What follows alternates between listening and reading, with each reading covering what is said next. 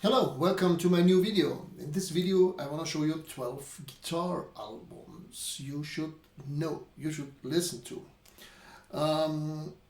It's not so much jazz, there's a little jazz in it, but it's also classical music in it. André Segovia, he's the most famous classical guitar player there is. And I picked him out as a kind of a symbol to maybe inspire you to listen to classical guitar. This can be very enjoyable, and not many people still listening to classical guitar. There are great players out that are worth listening. So listen to André Segovia. André Segovia spielt. He's just a kind of best of. He goes from Bach to Schumann, Brahms, whatever. So it's not so much the album. It's the player who counts. So, next one, virtuoso guy from the good old fusion era, Errol Di Meola.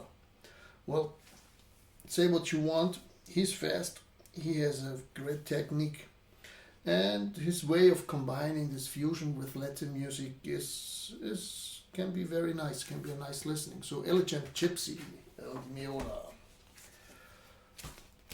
Totally different guy, Steve Vai, Flexible. I know people talk about Passion and Warfare and his later stuff, but I like most his first album because it's really crazy. It's really Zappa, Frank Zappa on guitar.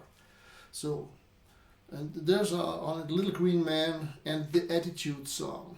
I remember as I was studying in Munich, they showed us a transcription of the Attitude song and we all went crazy. It's impossible to play, we thought. Today, people are playing this. That's how guitar changed and guitar developed. Steve Vai, Flexible. Crazy stuff. Next crazy guy, Alan Holdsworth. Just died. Not too long ago. This is his first official solo album. There's one before, it's called Velvet Darkness. Or it's IOU is his first one where he said it's my solo album.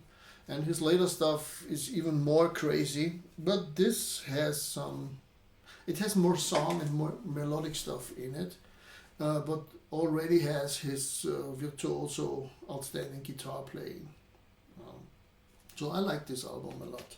And I'm not liking all the Alan Holdsworth albums.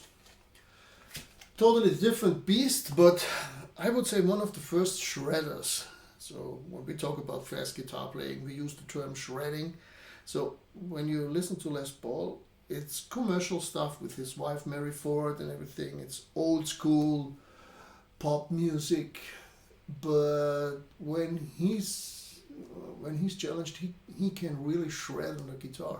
And there's a guitar named after him. Not one. This guitar, the electric guitar, is named after this guy. So you should know Les Paul. Something a little bit more exotic. Maybe most of you don't know about Hank Garland. Hank Garland was a country studio player in Nashville who got into jazz. And this is his most famous record. He had an accident. He had to stop playing pretty early in his career.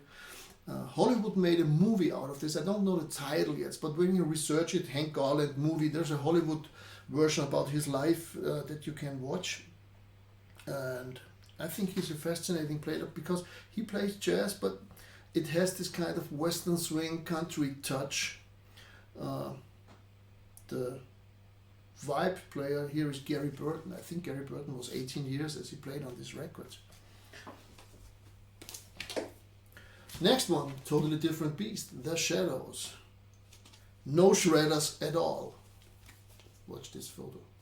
But if we talk about Fender Stratocaster sound, if we talk about bringing the electric guitar into the music scene, the sound of the electric guitar, which you find on James Bond movie tunes or on Ennio Morricone, who showed these composers, these arrangers, what an electric guitar can do. There was the Ventures in America and there was the Shadows in Britain. And so many players we talk today their first experience with electric guitar was the Shadows. And it's old school music. I mean, when you listen to Apache, I'm sure you know it, but you heard it before, and then you can say, that's the one, I know this, that's the Shadows. And he had this red Stratocaster. So he inspired a lot of pop music that came after. And without the Shadows, it would sound different. And I think without the Shadows and the Ventures, I don't think that we would hear an electric guitar in an Ennio Morricone movie. Okay? Next guy, also a shredder in his mind, fusion guy, John McLoughlin. There are many John McLoughlin records. This is one of his first solo records. It's a good one, recommended. And John McLoughlin and El Miola again on the most shredding guitar record there is on the planet, the classic Friday Night in San Francisco. This is 3 guitar players, El Miola, Paco de Lucia, and John McLoughlin, going crazy. I don't know if you can listen to the whole album, because I think after a few tunes you think, well, every note is played already. But again, it's a historic album, you should know it. So, completely different beast, Larry Carlton, the Mr. Melodic studio player from Los Angeles. Most of his records are very produced, very clean. This is his live record. It's mostly recorded in the Baked Potato, this famous club in Los Angeles, last night. This is a great album, great guitar album, and you really hear Larry Carlton play his thing without pleasing a producer. Okay? So, next one, I just have one record, but I want to get more. Julian Lage. If you ask me about who's the new guy, who's the guy who will show us how electric guitar continues and grow, who has the biggest influence now, it's Julian Lage. This young guy is amazing because he can play the hardest shit on the guitar, but he's making music with every note. And this is a rare combination, that the guy can compose instrumental music, can shred if needed, but really is making music. And it's very enjoyable music he's doing. Julian Lage. If you don't know him already, I think most of you do, but if you don't know him, check him out. Last one, if you are into tapping, Stanley Jordan is the guy. He's tapping everything. Tapping is all he's doing. I don't think he has a pick in his home.